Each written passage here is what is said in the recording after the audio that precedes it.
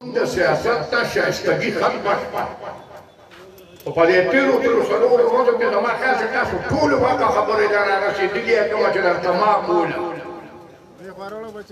چې هغه سیاسي مخالفینو ته خر وایي او دا بل دا دلته چې هغه دې خوا ورته د پو ماتوت وي ټولو او ما ورته چې نه د پو ماتوت نه ما به یې تمام زوري دلته ډېر ناست دی پیمانه وای چې اختر ویلې له ولاړه هلته مغله چرشي بوډاګي راشي او که نه شي نو ما به دا هغه چرشي هغه بوډاګي دی یعنې هغه بوډاګي ته ته وګوره چې وایي زه تېرېږم په لاره د پیپلز پارټۍ جنډه په کومه پورې نو وایي زه تا وایم چې دا د تمې بچي صرف یو تپوس ته کوم چې د حیدر خان په کابینټ کې خو تم د پیپلز پارټۍ په ټکټ راغلې وې په هغې کې شامل وې نو ستا په کور هم د پیپلز پارټۍ جنډه ونه خپل ځان متعلق دې څه خیال دی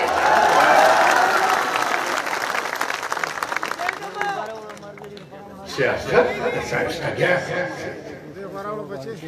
سیاسي خبره دې کوي سیاسي جواب به ورکوو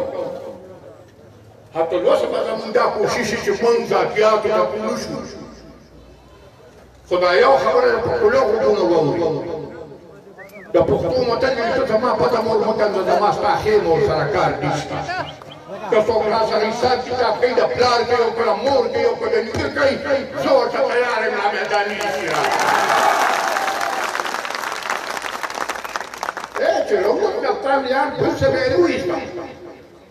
وی بیټه سنګیار په ملیشیا کې وتلي او په دوبۍ کې اپلازي ما څه وخت چوپ شو ما ته یاره لګیا به یې بکواس دې کوي به خو نه منې کېږي په اخره مې په جلسه کې اعلان وکړو ما ورته شو کپتان صاحب یو خبره په کلو واوره که چا په دې دنیا یا زما په نوم یا زما د ښځې په نوم یا زما د زوی په نوم یا زما د دواړو لوڼو په نوم د باچا هغه باندې پاتې میراث نه علاوه که چا راباندې یوه مرله ثابته کړه دا نه چې سیاست به پرېږدم ما پانصیب ته وخېږم ما پښتانه که بل ځل د دا الفاظ وي او تا ما تعالی قبول نه کړل نو مې زه له سره پښتون یم نو په هغې مې تر ځان خلاص ځکه چې عدالت څو تیار نه دی تیار دا خو لا مونږ خوله نه ده پرانیستې ما خو تاسو ته لیدلي چې پاکستان کې هغه لومړی انسان چې هغه په کرپشن کې رانوکری نه و هغه د عمران خان پلار ما ویلي دي تاسو ما خو درته نه دي ویلي د بوټو صاحب وخت کې چې کوم 303 افسران په رشوت او په بدعنوانۍ کې او په کرپشن کې د نوکرۍ نه وتل په هغې کې یو د کپتان صاحب پلار و نو دې چې ما سره حساب کتاب کوي نو بیا د خپل پلار حساب کتاب به هم ځان نیسي څوک خو ځان سره سوچ کېدو ما پسې ورځ یو سړی راغی دا د بېنظیره دویم ډول او زه پړونګي ځل پړونی اسمبلۍ ته تلم د ټرین مې الیکشن نو یو سړی راغی وی چېرې ته بېنظیر سپورټ کوې چې زه بېنظیر نه شم وی چېرې ته سپورټ کوې زه نه شم سپورټ کولی نو په ټرین مې کې ما ته وایي چې مونږ به له 15 کروړو روپۍ درکړو نو ما ورته کښېنه په دې کوڅې نو چې کښېناستم قلم کاغذ مې ورله ورکړ نو ما ورته زما شاته د 100 کالو تاریخ دی او که درته د باچا خان به واده د ملګرو د جیل خانو یاد رایاد کړم نو چې ټول را یو ځای کې نو چې دا ته ما له څه راکړې مړه دا د هغې سلم قوم نه جوړېږي نو زه تا ته دونه تلف ښکارم زه تا ته دونه تلف ښکارم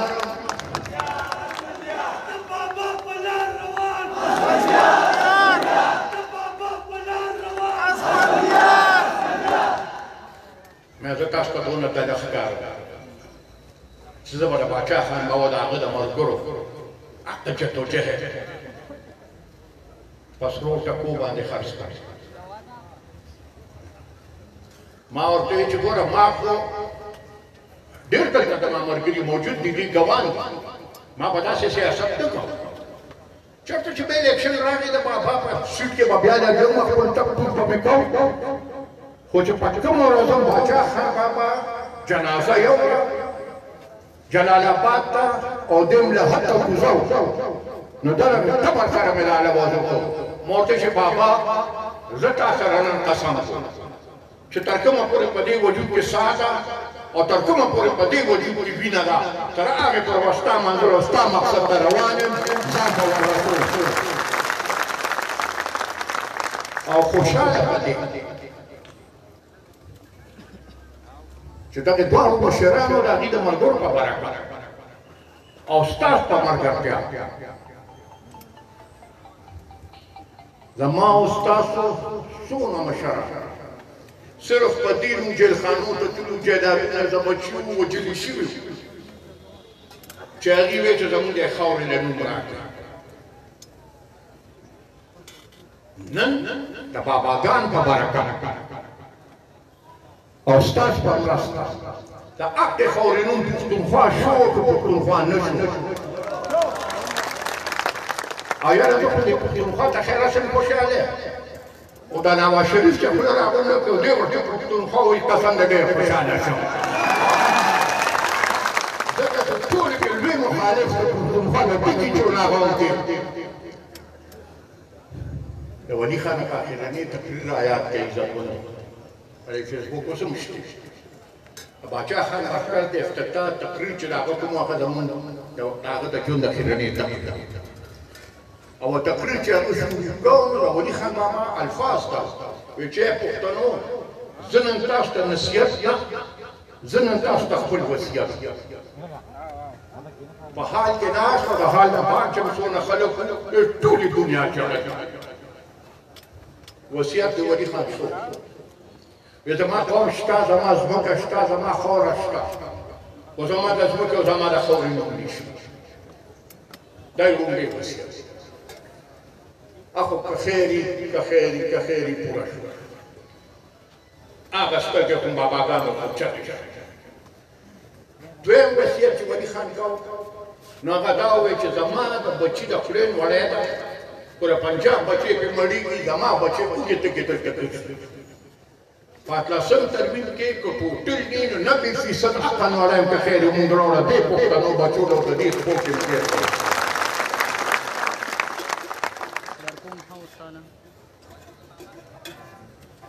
دریم وصیت د هغه چې و نو هغه امن یک طرفه نه خو د امن دپاره که هر څومره سرونه قرباني مونږ قربانېدو ته تیار یو د خلکو دا خیال دی چې په یو او دوه طبقو به مونږ الیکشن پرېږدو نن د صوابۍ پښتنو په کولو غوږونو زما یوه خبره واورئ که درته خفه تام اطلاع راغله چې اسفندیار باندې بنګه ماتو شو هغه شهید شوي دي هم به تاسو الیکشن نه پرېږدئ خپل الیکشن به کوئ او په ځای به خپل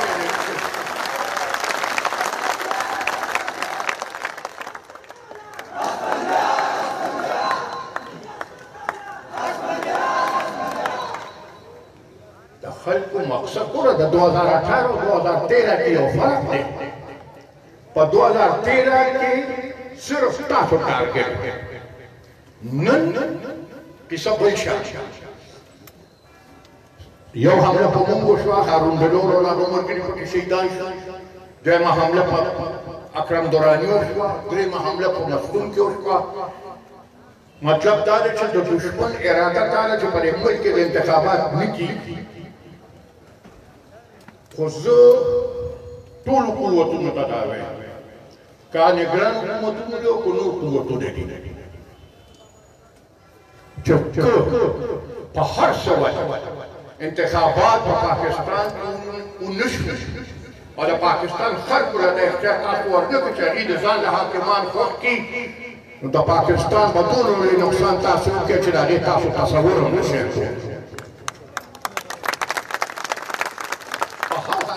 کولی که خیري الیکشن کوو او چې شرع ظاهر ګوري نو یاره چې په دې لاره ځي نو چې په دې کورونو دې جنډو خبرو نه ما خیال لري چې څوک درته په مقابله کې شته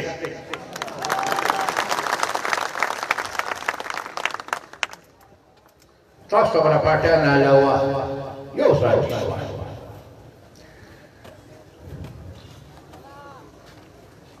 کایاس خان دی او کوارث خان د پاټیان علاوه زه په ځان حق ځکه منم یو خدا چې دواړه د شیطان بچي پر هغې نه علاوه زیات حق زه ځکه ګڼم چې د دواړو پلاران الله پاک دوی جنتیان کړي او جنتي به وي ځکه چې شهیدان دي دا زما یار دی خپل یار ایرول دا زما په کتاب کې نشته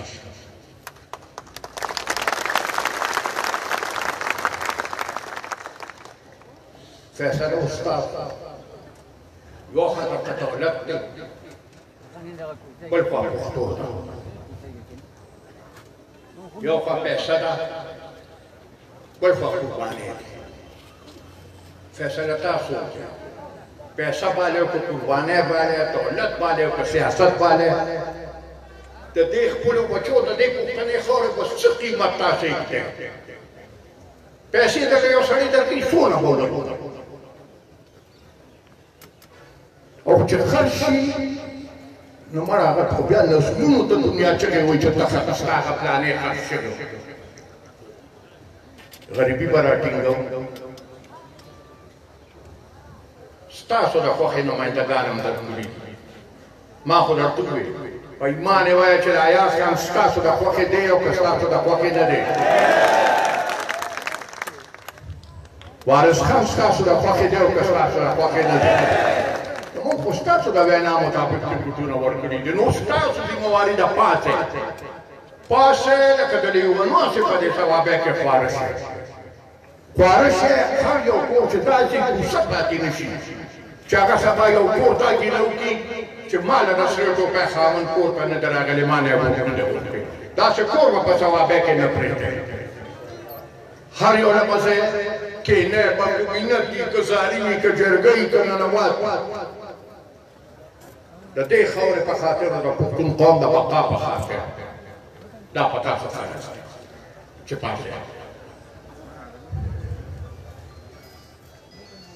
او په پنځه شپږم تاریخ کې ډېر راټولېږي ستاسو نه لرې خو نه دی خو راسوپاړې راوالې او یې ورځوې دا باسین ته په میاوالي کې کپتان ته وې ځان ټینګ کوي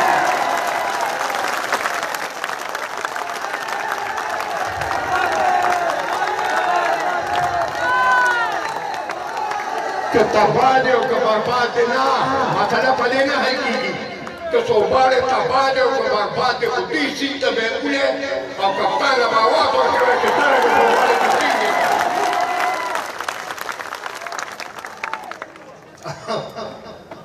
نور دوه شاعر وایي اسلام زنده ہوتا ہے ہر کربلا کے بعد په پاکستان کې وی اسلام زنده ہوتا ہے ہر 5 سال بعد چې 15 کاله پس الیکشن شي نو د دوه یارانو ته اسلام رایاد شي هله وی اسلام ته خطر ده اسلام ته خطر ده مونږ یې ووټ راکړه په ونه ووایي خو را چې اوس د اسلام په نوم ستاسو نه ووټ غواړي نو دا یو ځل ته د تحریک انصاف سره په حکومت کې شامل او که شامل نه دونه په تاسو کې چې را 15 کاله د دې ته حکومتونو په نه ورکه تا په اسلام ولې نه او هغه بل ادمه یا چې مولانا هغه 15 کاله د نواز شریف سره په حکومت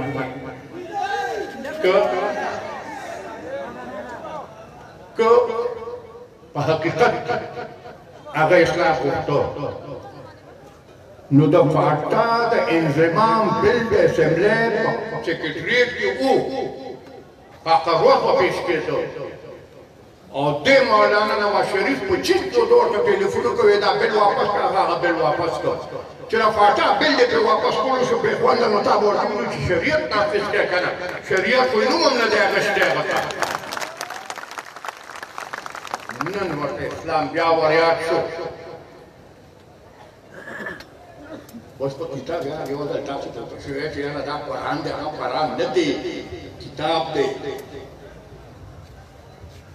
پر پښتنو مجبه مزاجي هغه یاره جنت ته کچې د اسانه لار نه په یو ټاپه وی وهو د جنت ټیکټ ته ځکه جنت په دغه باندې جنت هیڅ جنت په خپل عمل جنت په خپل عمل ګټي د چا په بوټي نه کیږي او حق چې دینو دا بیا اول دا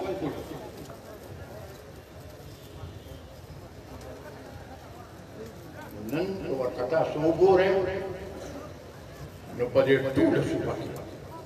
حالات بدل دي زه په دې خلک لګیا دي خپلې جلسې په یو باندې او په بله خانه باندې منسوخ کوي وایي زه څوک کوم کپتان نه خدای دونه همت ورنه کړ چې هارون بلوغ شهید شو راتله خو پرېږده قسم دی که دې سړي ټېلیفون هم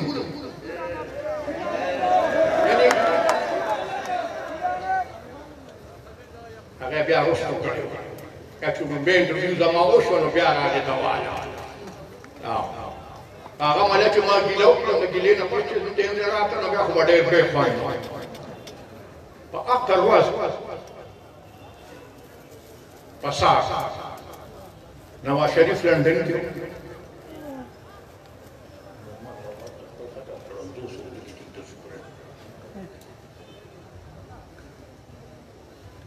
وکړه راځي د میډیا ولوي چې دوی څه وایي نو ما په خپل څه وی هغه ما خبر کړو دا به راته څه کیږي نو ما به دا خبرې کوم دوی کړې وي کاله ما بڑا پران ته وګوره مونږ بیا مرا یاد و هغه تلې دي اتلې دي زه د ګران حکومت ته یو خبره چې دا نه ده چې تاسو تش دې ته راغلي چې په هغه کورسو دې کښېنئ امن و امان ستاسو ذمهواري ده چې ته نن حاکم یې نو زما د سر او زما د مال ته ذمهوار یې خو دلته ښکاري داسې چې هغه نه دي او چې هغه څوک دعوه کوي تر اوسه پورې چې مثالي پولیس یې په پښتونخوا کې نو مثالي پولیس ته راغی ټولو چې د هغه حکومت او هغه هم ځکه مثالي و چې علي هېډکواټر ته 250 کروړ روپۍ چنده ورکړې حقاني مدرسې ته تحریک انصاف والو 250 کروړ روپۍ ورکړې نو که دا یې د یوې مدرسې په ځای په 250 مدرسو تقسیم کړی نو په ایمان او چې هغه د اسلام لوی خدمت او که دا د اسلام لوی خدمت دی خو دا د اسلام دغه نه وه په دې کې دوه غرضې دي یو خو د هغې نه وغوښتو او ته مې دغه غرض و چې مونږ پرېږدی چې مونږ په قلار خپل حکومت او چې څنګه د هغې حکومت ختم شو نو هغه لوبه بیا راشروع شو که بیا راشروع نه شو دې باندې سوچ وکړئ چې یو سړی د خپل 15 کاله وزیر اعظم نه د قوم په چی په بمونو الوځي هغه نه به زه ته نور څه کوه چې دی به نن په ټول پاکستان که ورته وګورئ نو یو تحریک انصاف ته اجازه ده چې هغه خپلې جلسې کوي او خپل الیکشن کمپین دی چلوي باقي خلکو ته اجازه نشته هر څه باندې سوچ پنځه پوندو زه خو حقیقت دا دی چې زما نن سهار څه چې راتلم نو چې ما خپل پروفیسر وکتو نو 170 فټه 120 و خو ما وایي چې په هر ځای باندې نو زه به د ایاز او د وارث خان د یوې جګړې نه خامخا ډاکټرانو راته چغې وهلې یا چې قسم دی که پاتې شم که مرم هلته په سټیج ورسره مړ شم خو زه به دغه یوې جلسې نه خپل ځان ستاسو نن به دا عزتمن چې خدای خو راته وګوره مړ به 25 خو راباندې دا زیری وکړې چې ایاز مو ګټله وارث خان مو ګټلو په ثوابۍ کې ANP د الف نه واله تر یې پورې ټول څوکونه وګټل چې نه د چا ډېر د دولت ګمنډ دی په سر کې چې هغوی ما سره پیسې او زه انسانان په بیه اخیستی شم دا ورته ثابته کړي چې په دې خاوره داسې خلک شته چې هغه نه خرڅېږي نشي موږ اخیستی که جنابی را میداني شي چې څونه پیسې وي را میداني کې نور کلم تاسو ته ما د خپل تقریر د غني خان په یو شعر ختم کړی دی نه دی راته بیا راته شعر باندې ختمون د غني خان په مقه شعر چې غني خان ووایي زور هسې پېر پور شي چې همت ورسره مت نه شي زور تاسو نن خپلو په جلوس کې مو دلته په جلسه کې خو وایي زور هسې پېر پور شي چې همت ورسره من نه وي او یې روغ هغه مشال شه چې تیاره شي او دی بل وي ډېره مننه